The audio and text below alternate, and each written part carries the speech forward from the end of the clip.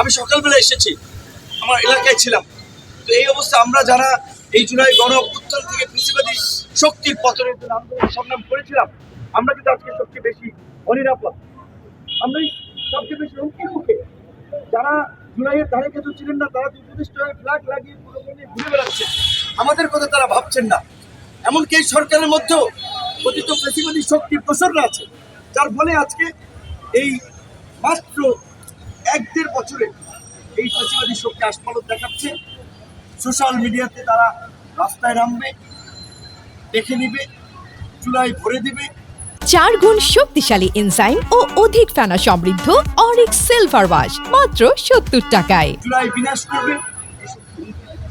এটা আমি বিনীত অনুরোধ থাকবে সকল রাজনৈতিক দল মতের, বিশেষ করে গণতন্ত্রের অংশীদারদের প্রতি, আসুন আমরা হাজির ঘটনার প্রতি ঐক্যবদ্ধ হই, দেশবাসী সবাই দোয়া করি আল্লাহ পাক তাকে সুস্থ করুক। এবং আমাদের নাগরিকদেরও একটা দায়িত্ব এবং দায়বদ্ধতা আছে। যখন একটা মোটর বাইক গুলি করে পালাচ্ছিল, একটা পিস্তলে কয়টা তার সাথে গুলি থাকবে, কয় রাউন্ড গুলি থাকবে, 2টা 4টা 6টা 8টা 10টা 8টা 10টা গুলি দিয়ে কয়টা মানুষকে বাঁচতে পারে। কাজে আমরাও যেন এই ধরনের ঘটনা দেখলে আমরা যেন যার যা কিছু আছে তাই নিয়ে পাকড়াও করে যেন আমরা ধরার চেষ্টা করি। যখন একটা গণপ্রতিরোধ আমরা গড়ে তুলতে পারবো, এই ধরনের ঘটনা আর কেউ ঘটাতে সাহস পাবে না।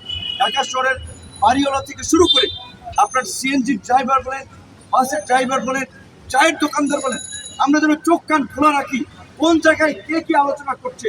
যারাই এই ধরনের নাশকতা কিংবা এই ধরনের কোনো ষড়যন্ত্রমূলক আলাপ আলোচনা করছে, গণধোলাই দিয়ে থানা পুলিশকে খবর দিয়ে থানা পুলিশে দেবেন। পুলিশের পাশাপাশি প্রশাসনের পাশাপাশি আমাদের এই সময় জুলাইয়ে যেমনিভাবে আমরা ঐক্যবদ্ধ হয়ে ফ্যাসিস্ট শক্তিকে পরাজিত করেছিলাম, এই সময় আমাদের একটা বড় নাগরিক দায়বদ্ধতা আছে। আমাদের সচেতনতার মাধ্যমে এই দুর্বৃত্তদেরকে প্রতিহত করতে হবে। মনে রাখবেন, একজন সন্ত্রাসী পালিয়ে যাচ্ছে, সে আরো অনেকগুলো অঘটন ঘটাবে। আর যদি আমরা ঝুঁকি নিয়েও তাদেরকে ধরতে পারি, তাহলে বাকিদের মধ্যেও একটা আতঙ্ক যাবে, মেসেজ ছড়াবে। বিশেষ করে হাতির ঘটনাগুলো আমি দেখেছিলাম, আমাদের দুজন, আমি সিসিটিভির ফুটেজ দেখছিলাম দূর থেকে, বোধহয় আমাদের দুজন পুলিশ সদস্যের ভাইরা পুলিশ শব্দ শুনে ছুটে গিয়েছিলেন, কিন্তু বেশি দূর তারা আগান নেয়। এই ধরনের ঘটনা ঘটতে তো তাদের দ্রুত আপনার যাওয়া উচিত যে কোথায় কি হচ্ছে।